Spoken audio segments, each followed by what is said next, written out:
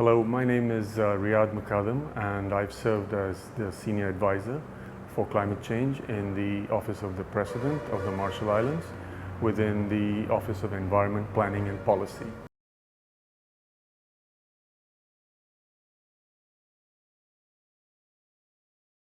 Well, we're all aware of the adverse impacts of climate change, but the second facet of awareness is the ability to use that awareness and transform it into small steps with which we can implement projects and programs in a methodical way, in a rational way, to combat the adverse effects.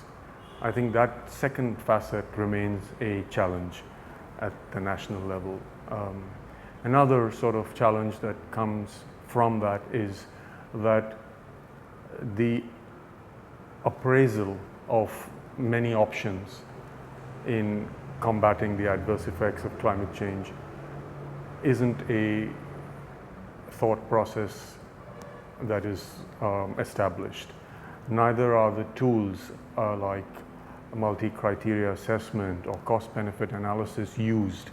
That is, in other words, rational, evidence-based methods are not in place or not used at the national level to assess the prioritization of actions. I suppose another important challenge is that when projects are implemented, there is a weakness in the monitoring and evaluation, which is an extremely important element because the funds are limited. We find that accessing large amounts of money which are necessary to implement projects rather than just plan projects is also based on how previous projects were monitored and evaluated. And if we do not have those processes in place, then that is a challenge that feeds on another challenge, that feeds on another challenge, and so it remains a challenge.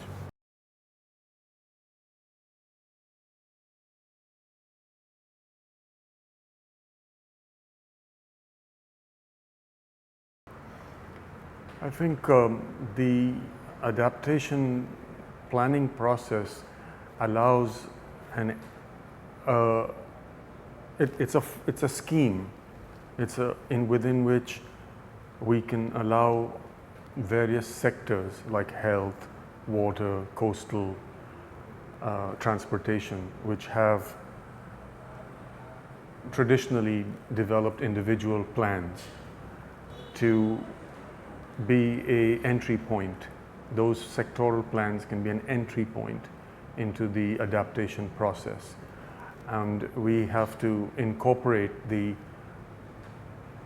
climate change adaptation steps, including the funds that are required to put in place those steps, into those sectoral plans.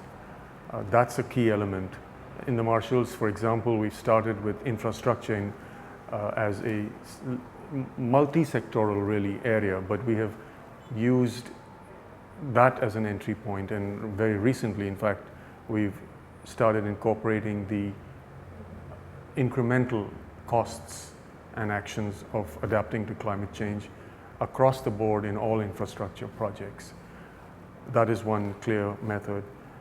Another element is that we should allow for innovative,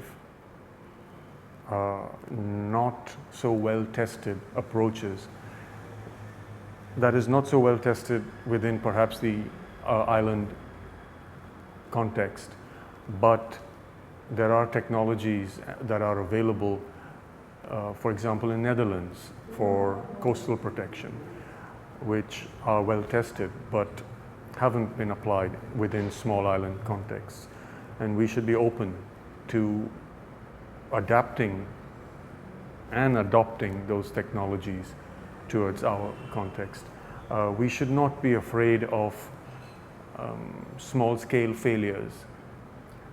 We should accept at a governmental and intergovernmental level that is at regional and international organizational levels, the potential for failure at a small level and use it as a technique really for learning lessons which can then be incorporated into the larger projects. We should overcome that phobia.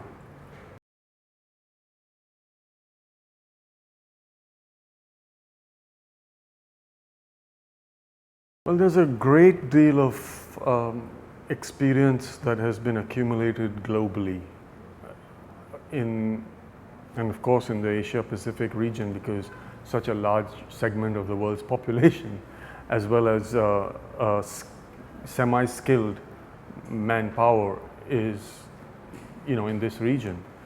And also the land mass as well as the water body, the largest in this region. I think the cross-fertilization of ideas and lessons from the larger landmass-based continental part, as well as from the larger water-based oceanic, that is the oceanic part, the small island, both of these have developed a rich set of experiences, and there is a great opportunity to allow for cross-fertilization of technologies, of cultural elements, of the governmental processes that are underlying the success and the possible failures of programs and activities to combat the adverse effects of climate change. So I think that's an important contribution that a workshop like this can provide to participants if we are open to that experience.